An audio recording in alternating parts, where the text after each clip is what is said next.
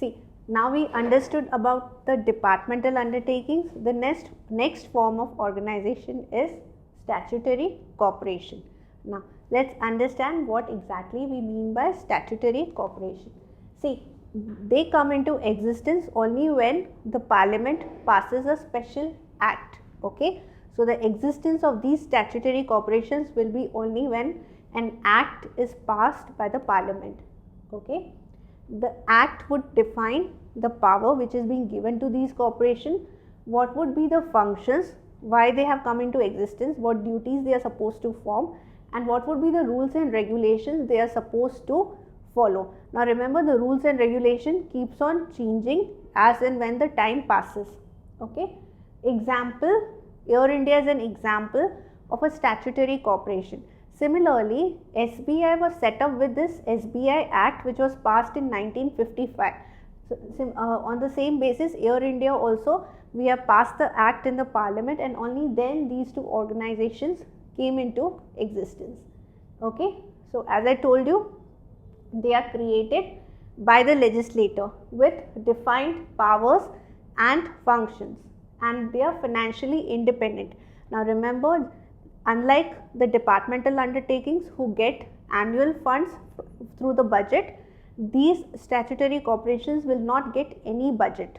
Okay, they are not allocated funds, so they are financially independent with a clear control over a specified area or particular type of commercial activity. For example, the bank SBI had a particular commercial activity, here was banking. Okay, the specified area was the entire banking system. When it comes to Air India, it was the transport. Okay, and the commercial activity they were doing is flying the planes. Now let us understand the features of these statutory corporation. Now as I already told you, they are set up under an act of the parliament. So you can give the example, SBI has been set up under the SBI Act which was passed in 1955. Then we have the second feature. Now here government has the ultimate financial responsibilities for these statutory corporations. Okay, they have the power to appropriate the profits. So if Air India is earning profits, what will happen? The government will have the right to distribute the profits as it wants. Now at the same time, remember, the state also bears the losses. Now Air India, as you all are aware, is in losses. So the losses are being borne by government, and the government keeps on providing them assistance. The latest information here you can relate to is, if you remember, recently, some time back, it was being announced that the regional state banks, now state banks had certain other branches, like you would have heard about State Bank of Bikaner. Okay, similarly there were other branches. Now all these are getting merged with SBI, who would be the parent, right? So these are the decisions which are taken by the government, and if there are any profits, the government has the right to distribute the profits, and if there are losses, then what? The government will bear the losses and it will give financial assistance. So the reason for merging those subsidiaries or the state bank, like State Bank of Bikaner, why we have to merge with SBI? Because there were lot many NPAs, the banks were not performing pretty well. So the government decided that instead of bearing the losses, let's make it a one entity. What would happen if they make this one entity? The cost will get reduced. Now let's move to the next feature. See, State Bank of India or any such statutory corporation will be a body corporate. Okay, so they would be a separate legal entity which can be sued and get sued. They can enter into the contract, and also they can acquire the property. The property would be in their own name. Okay. Now as I already told you earlier, they are independently financed. Okay, so what happens is, when they earn revenue, they can use the funds for their own development. Although the government may give them direction to use in a particular field, or the government can appropriate the funds, but still they have the independent right to decide on how to use the funds. Now unlike the departmental undertaking, they are free from any kind of accounting and audit procedures. Okay, so those procedures are not applicable to these statutory organization. They are free from that. Okay. Lastly, the IS officer will not be the employee of SBI. When it comes to SBI, as per the requirements, they will hire professionals or educated people. Okay. So remember, in statutory corporation, the key features are being independent financially. Second thing, the employees not being civil servants, right? Apart from that, they are established under a special act of parliament.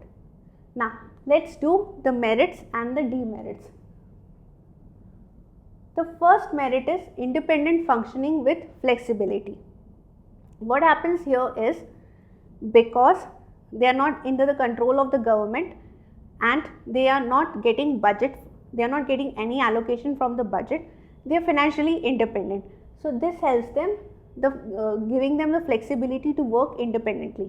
They can take their decisions. They don't have to run back to the government for each and every decision they are making. So that is the flexibility they have when compared to departmental undertakings. As I already told you, there is no interference from the government in the day-to-day functions of these statutory corporations. So because of that, they are able to frame their own policies and procedures within the powers. Now always remember, statutory corporation has been established by an act. So they have to perform within the powers which have been given to them under the act.